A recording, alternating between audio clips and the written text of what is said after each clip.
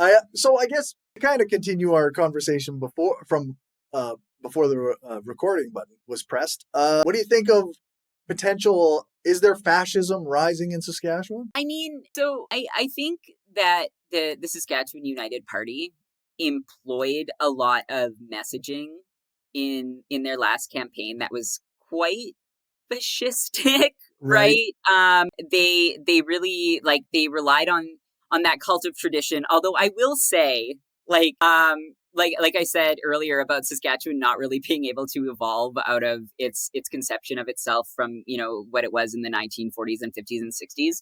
But the SUP really kind of relied very heavily on this idea that there was just like this fundamental truth, and that there can't be any like Saskatchewan is this place. It is static and fixed in time. There can't be Right. any evolution of social or political or economic life.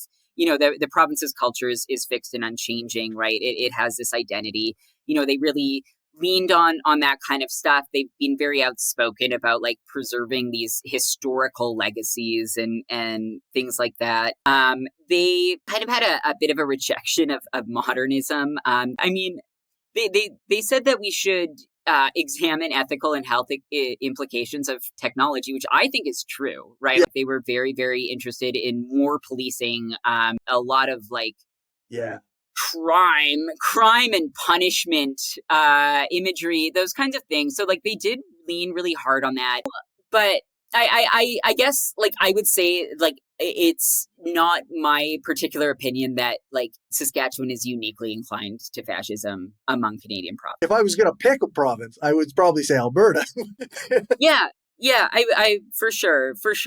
But Yeah. I don't know, and I don't see like I don't see any governing parties being as explicitly fascist as the Republican Party Right. of today is like in the United States.